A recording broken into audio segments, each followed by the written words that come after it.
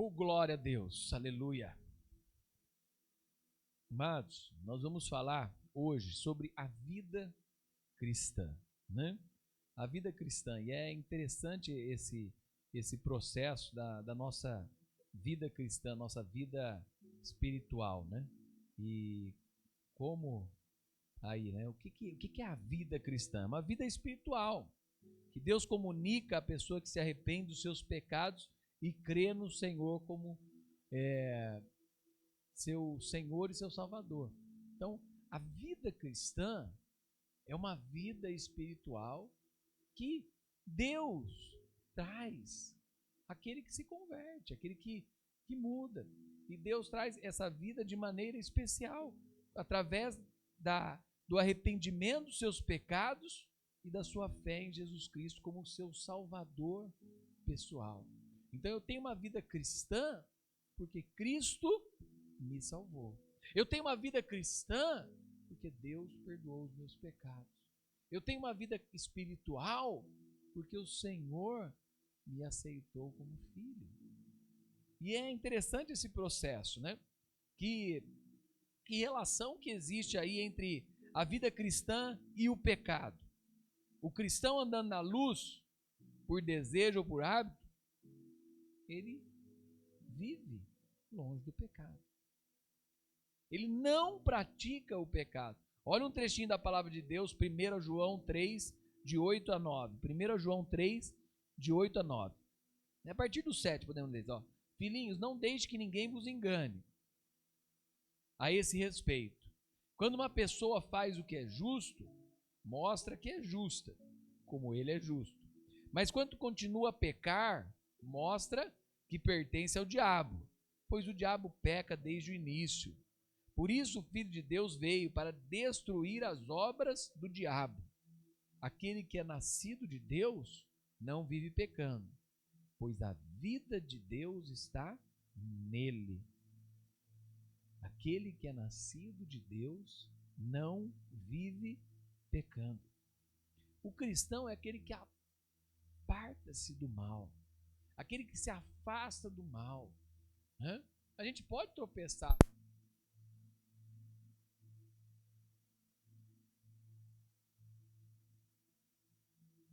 É interessante, a gente pode tropeçar, pode errar, pode pecar.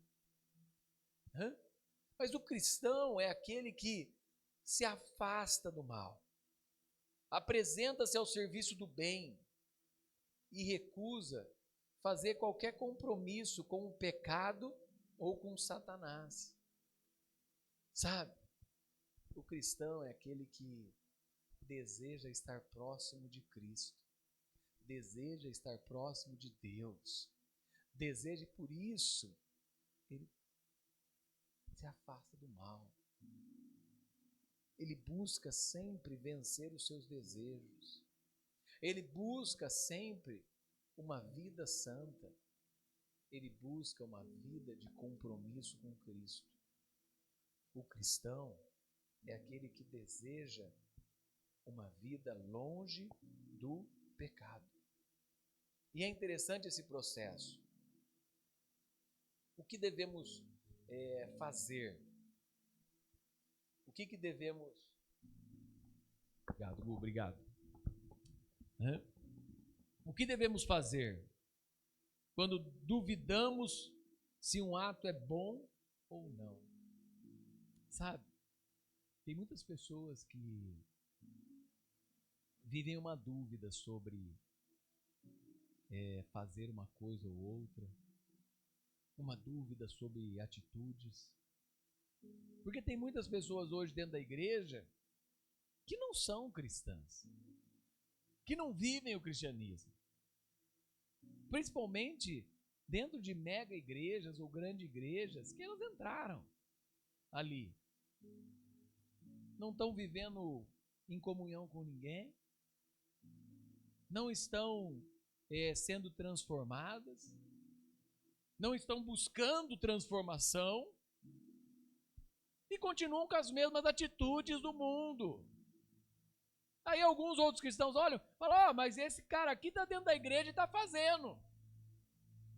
Não é porque ele está fazendo que essa atitude é uma atitude de um cristão.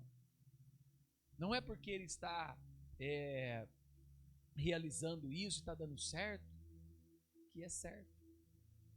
Eu sempre gosto de falar isso. Não é porque está dando certo que é certo. E nem tudo que está dando errado é errado. Imagina a vida dos apóstolos e discípulos de Jesus no tempo atual aí do Evangelho. Alguns iam falar que eles estavam na desgraça, que eles estavam sem graça. Eles não tinham bens materiais, eles não buscavam prosperidade, eles viviam uma vida simples, muitas vezes até dependente de algumas pessoas para ajudar. Eles não tinham casão, mansão, apartamentão, carrão. Talvez, se os discípulos de Jesus estivessem no dia atual, ou eles andariam a pé ou de Uber, se tivesse algum recurso para o Uber, ou de carona de alguém, pregando o Evangelho. Não estariam por aí aceitando coisa dos outros. Tem gente que hoje, para fazer uma oração de cura, ganha um carro. Hoje tem gente que para ir para algum lugar pregar, é uma oferta de 5 mil, de 10 mil reais, de 20 mil. Tem gente que está trocando o Evangelho por bênçãos materiais. Sabe? São atitudes, né? De dúvida. Será que isso é bom? Será que isso é certo? Não devemos praticá-lo, né? Uma coisa ou outra.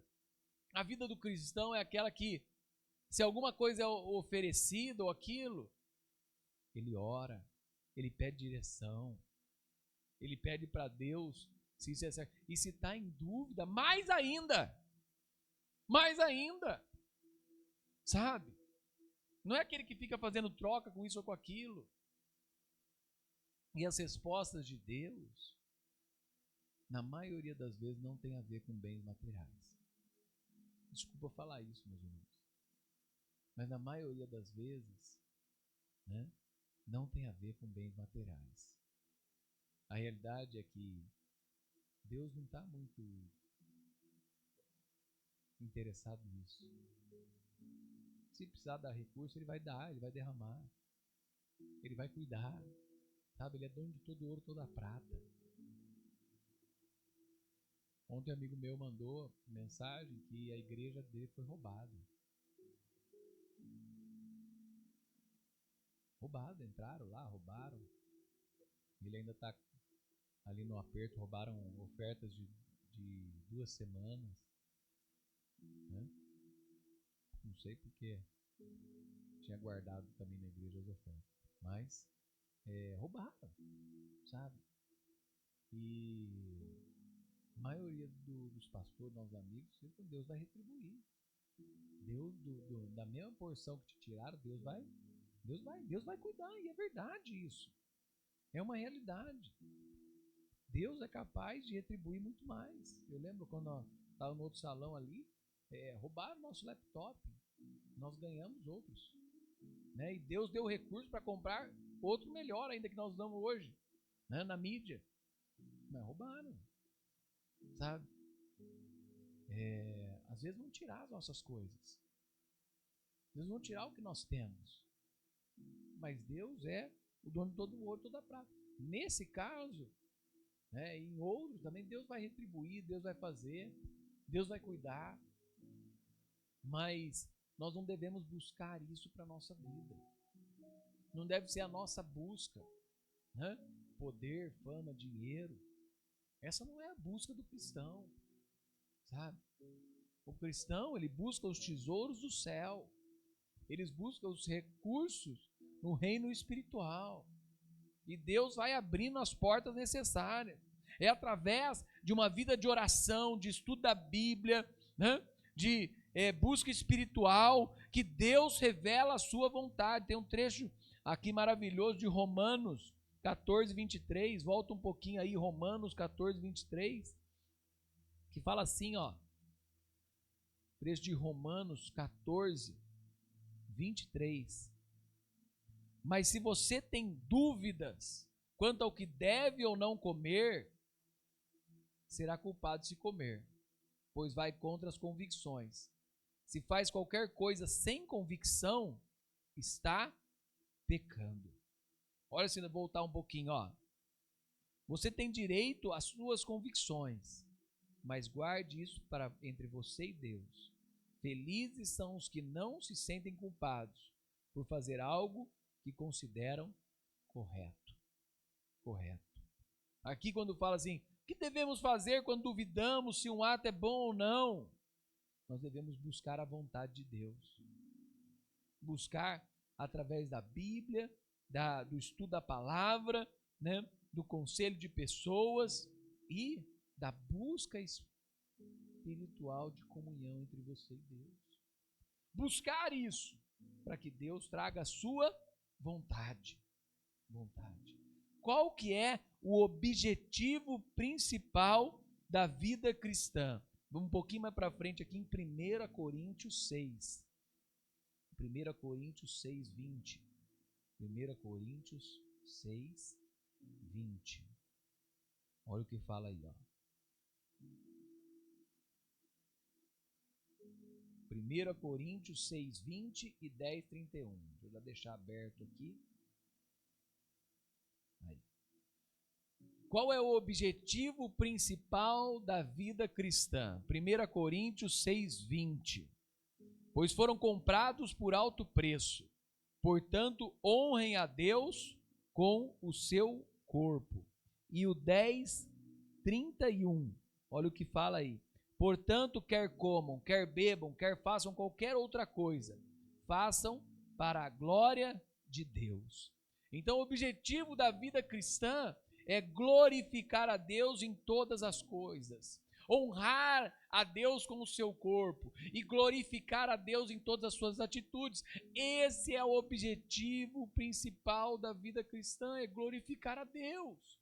Lá em Efésios fala que nós fomos ali escolhidos antes da fundação do mundo para louvar ao Senhor.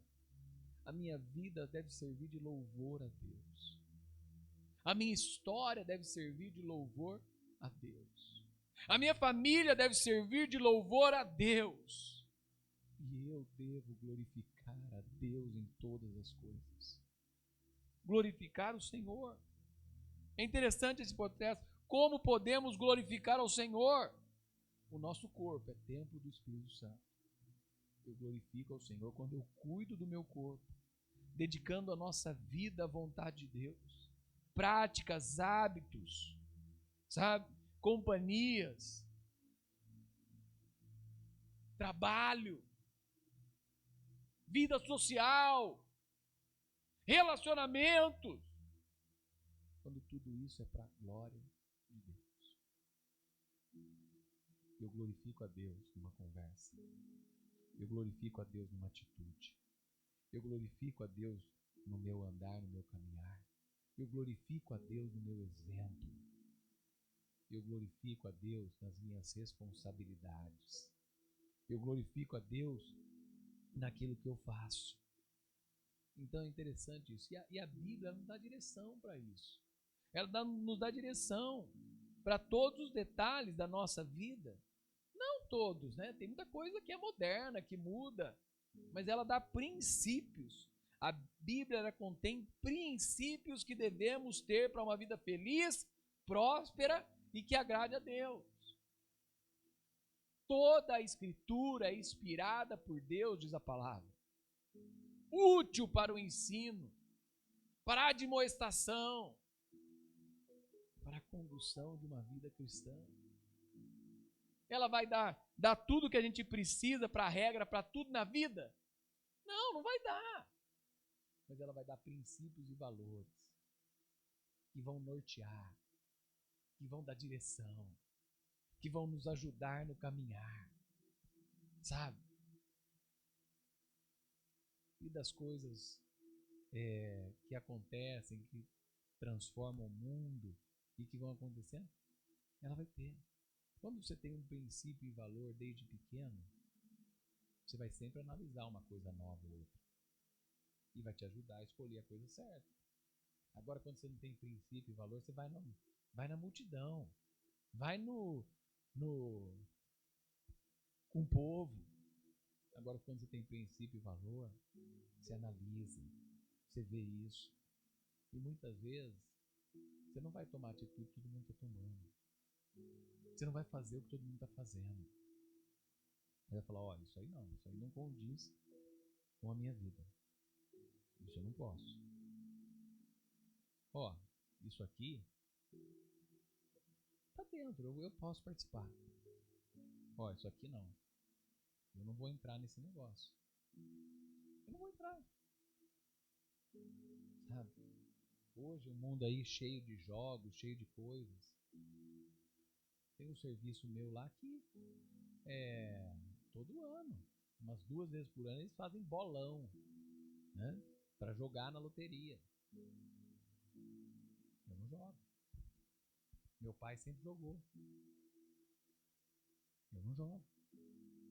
Não faço. Não é porque meu pai fez. Eu lembro aqui, eu já contei uma história. Teve uma vez que, antigamente, quando você ia comprar as coisas ali na esquina, no mercadinho, noutra coisa, tal, né? Depois que eu me tornei cristão, meu pai pediu: ó, você não vai comprar uma bebida para mim? Eu falei: pai, eu peço que você não me peça mais e eu não vou sair para comprar bebida mais. No começo, ainda quando eu viajava e tal, né? Ainda pedia, traz uma bebida de lá, de tal lugar, traz isso aqui. Não, nunca fiz. Não compro, não trago, porque não faz parte da minha vida. E na realidade eu desejo que não faça parte da dele também, né? Mas eu não faço. Não é porque algum parente seu fuma que você tem que comprar cigarro para alguém. Não é porque algum parente seu bebe que você tem que sair aí comprando bebida e passar vergonha ainda. Imagina se eu estou no supermercado, estou na fila do caixa e estou comprando uma bebida. Passar vergonha ainda. Pastor, comprar bebida. Não vou fazer. Não vou comprar. Não vou participar também de bolão. Mas imagina se a gente ganha. Pô, vocês ganharam, vocês estão participando, é coisa de vocês. Os seus negócios é problema seu. Se vocês estão fazendo e participando de jogo de azar, o problema é seu. Eu não vou participar. E sejam felizes com o que vocês ganharam. Deus vai me abençoar de outra forma. Deus vai me abençoar através da bênção e da boa mão dele sobre a minha vida. E me abençoa todos os dias. Como se relacionar com as nossas vidas e com o mundo? Né? Não sendo um cristão do mundo. Ou seja, não nos conformando com o tema corrupto e que degenera o nosso espírito, a alma e o corpo, mas como um membro da sociedade humana, dedicado ao bem, né? À salvação dos perdidos da sociedade. Como que eu vou me relacionar com o mundo? Vivendo os princípios e valores cristãos, levando o evangelho, né? Anunciando a vida que está em Cristo, para que pessoas encontrem a salvação. É interessante esse processo. Olha João 17, né, a oração de Jesus. E aí está João 17, 14 e 15. Olha que interessante isso. João 17, 14 e 15. Não peço que os tires do mundo, mas que os protejas do maligno. Eles não são deste mundo, como eu também não sou. Consagra-os na verdade que é a tua palavra. E assim como tu me enviaste ao mundo, eu os envio ao mundo. Jesus falando que aquele que se converte, aquele que é cristão, aquele que vive para ele, não é desse mundo. Mas ele nos enviou para o mundo para que a gente influencie o mundo, para que a gente viva o evangelho, a vida cristã. E através da luz que brilha na nossa vida, essa luz possa refletir em outras vidas. Porque eu vivo e eu posso refletir a Cristo para aquele que me conhece, para aquele que vive ao meu lado, para aquele que vive a vida cristã. E eu queria deixar essa palavra para vocês hoje. Vivam a vida cristã. Nós vamos falar mais um pouco ainda em alguns dias sobre a vida cristã, a vida de oração, mas o que eu queria deixar para vocês hoje é essa, né? Vocês estão no mundo, mas vocês não são desse mundo. O mundo tem seus princípios, mas a palavra de Deus tem os seus valores e seus princípios, que nos direcionam a fazer a vontade de Deus para as nossas vidas. Amém? Vamos orar, depois nós vamos ter um louvor e vamos participar da ceia do Senhor. Ó Deus maravilhoso, Pai, obrigado pela Tua presença santa, obrigado pelo Teu Espírito, obrigado pela Tua vontade derramada nas nossas vidas, Pai. Que o Senhor, de forma especial, poderosa e graciosa, venha sobre nós, ó Pai. Derrama o Teu Espírito sobre nós e nos direcione segundo a Tua vontade. Nos ajude, Senhor, a viver a vida cristã de forma verdadeira. Que cada cristão aqui, cada um que está nos assistindo, cada um que está nos ouvindo, possa decidir por viver uma vida cristã verdadeira e fiel a Jesus, com valores, com princípios do reino de Deus na sua vida. Que o Senhor te abençoe. Em nome de Jesus. Amém.